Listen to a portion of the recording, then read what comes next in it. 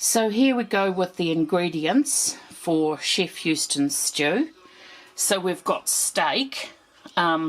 We brought this piece of whole rump because it was on special, but you can use any sort of steak. Normally I'd use chuck steak, cross-cut blade, anything is fine because it gets tender with the long slow cooking. So the recipe that I use says 700 to 800 grams. This one's 1.2 kilos, so it'll make quite a bit more. Then we've got olive oil, diced tomatoes and pizza sauce. Now sometimes I use tomato paste.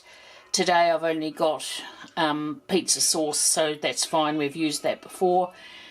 Beef stock, bay leaves. Sometimes we put the bay leaves in, sometimes we don't. It doesn't seem to make much difference. Crushed garlic, couple of onions. There should actually be mushrooms in it, but we forgot to buy them at the supermarket, so we'll get them tomorrow and add it in once it's cooked. Salt, pepper, flour, and carrots and celery. Now we've got a veggie garden, and what I do is I cut up the celery and the carrots at the end of the season and freeze them. So they've just come out of the freezer. I don't cook them before I put them in. I just dice them up or chop them up and freeze them free flow as is. So that's them there, and we just use those frozen in the slow cooker, yeah. Now I'll get Chef Houston to bring the just to show you how I like quality ingredients. You could get the phone. Isn't it good? It's a Le Creuset frying pan. So there we go. I better see who's on the phone. So this is Chef Houston cutting up the whole rump that we've got for the stew. He's using our knife, chef's knife. We've got two chef knives. He prefers this one. I forget the brand of it. What's the brand of it, Houston? Smeg. Smeg, yeah. Yeah, this was the one from New World. Yeah, I wasn't going to tell them we got from there, but yeah. New World had a special thing a while ago with a whole lot of different chef's knives. So you've got vouchers when you bought the stuff. It's really good. I've got a Worcester one as well that I bought myself for a birthday a few years ago that I'm pleased with as well. They're both good. They're just really good, and we get them sharpened every year or two down at a shop. And Petone. Yeah, it's called House of Knives, funnily enough.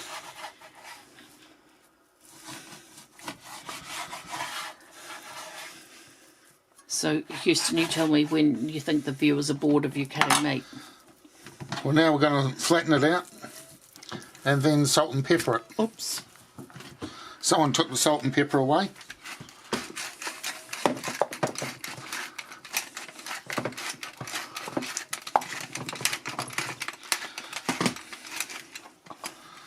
So I'm going to turn it over. Well, I'll do the salt.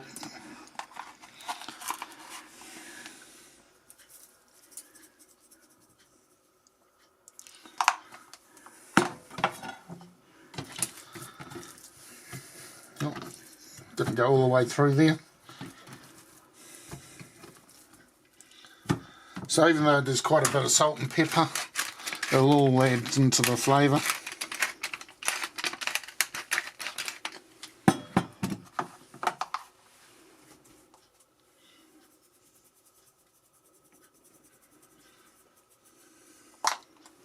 And now you're going to dice it up, is that right? That's right.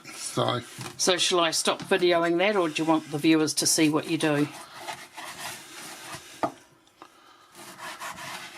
So we just carry on like that, then turn it sideways and cut it into probably that size chunk. Yep. Okay. Yep. Right. So the flour's gone on there, bit of flour. Then we put the meat in and coat the meat with flour. I do this in batches, so mainly because the fry pan isn't big enough to take the full 1.2 kgs that we've got here. Partway through, someone will be sampling the meat. Right, And so that's not me who does the sampling, but that's a chef's privilege. So there we go, in batches, just like that, and we'll go off to the fry pan. So a bit of oil in the pan. And this is the meat that I've just floured.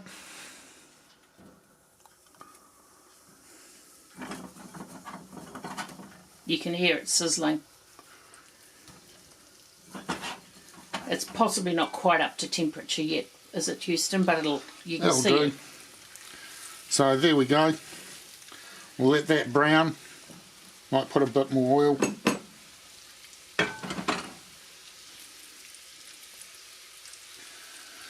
So once that's browned, I'll turn it over, brown the other sides, and then we'll put it into the slow cooker, and then do the next batch.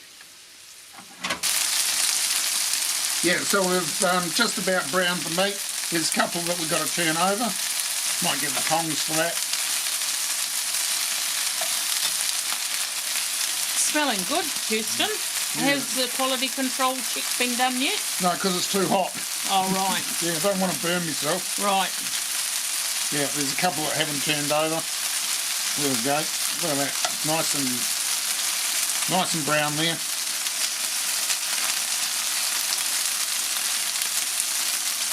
Blow the steam away so Linda can get in close.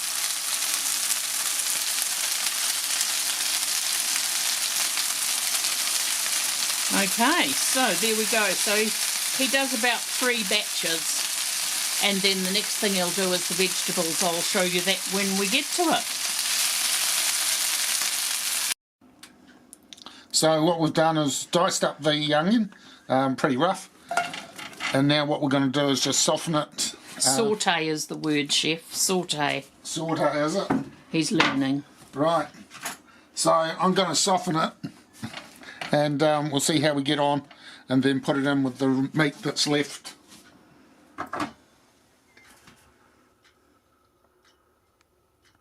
Okay, so we've sautéed the onion, and that's just sitting in the bottom of the pan there. And here we have the carrots and the celery, and what we're going to also do is sauté them or soften them up. So just going to pour them in. Are they still a bit frozen? A little bit frozen. Yeah, that's all right. No problem. Yeah, so what we'll do is put the lid on, and they'll just sort of steam away and soften up. Right, here we have the garlic. Crushed garlic. Crushed garlic. Right, so we're going to burn that up. And the pizza sauce. I prefer the pizza one because it's got, what do we got in this one? Garlic, onion and herbs. But we sometimes use just plain tomato paste in the little thing. You can be quite flexible with the amounts, can't you, Houston? Yeah. Oh, sorry, can't you, chef? Yeah, so I think the recipe says 2 tablespoons, but what am I going to do with the rest of it? You know, nothing. So put it all in, mix it up a bit. What we're trying to do is brown it off a bit, and we've also got the leftover flour that may or may not come out of the bowl, and we'll mix all that together, brown it up, and then put it in the slow cooker. Oops. It's alright, nothing broken or harmed in the making of this video. You won't scratch the... I'm using the back. Oh, good. Yeah, it's not actually touching the... Yeah, it's just you're not supposed to use metal on a Le Creuset, what is it? Non-stick frying pan that costs an arm and a leg. But it actually didn't cost us anything because we bought it with the chef's air points. So you can hear that bubbling away.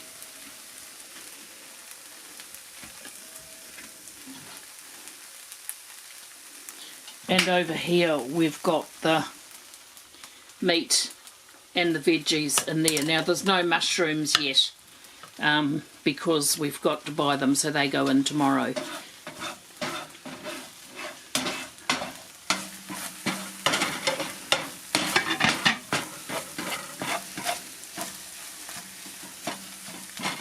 We've scraped out the fry pan. What we're going to do is put a bit of this in so that we pick up all the rest of the stuff that's in there. Oops, is that right? Yeah. I'll hand over to the chef. And then what this is going to do is add extra flavour and take all the what's left of there. In the meantime, the apprentice is tipping in the diced tomatoes. Right, so we've done that. And what we'll do is we'll get the camera operator out of the way and we'll pour that into the... Do you want me to pour it in? Yeah. Okay, so we've got our stock. We'll pour that in.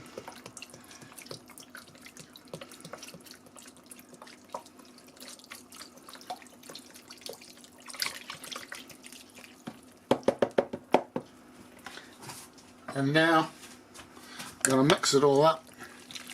You can see all the vegetables coming to the top, the meat there.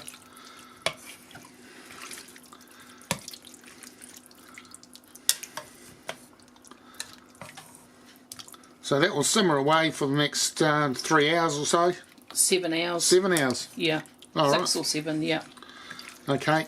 And we'll see how that goes, and then we may thicken it up later on.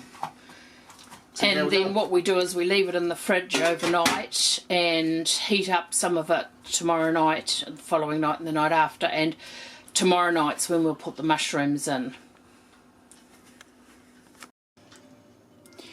So it's been going on low for about 6.5 hours.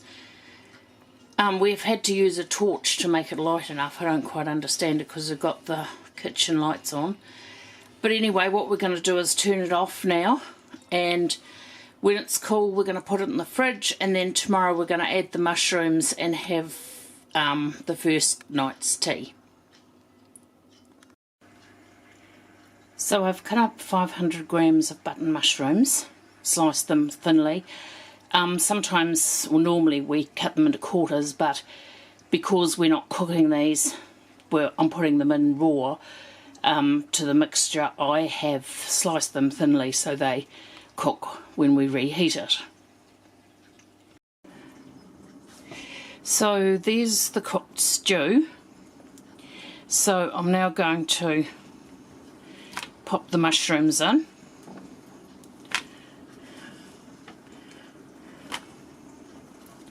Houston's in the lounge.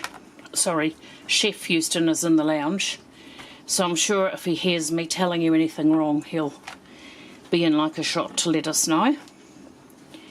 Right, so I'll just finish putting the rest of those in, and then we'll give it a stir.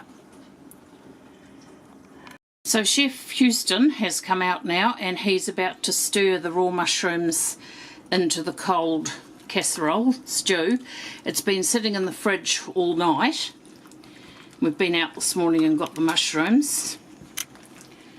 So he'll just give it a good little stir them through.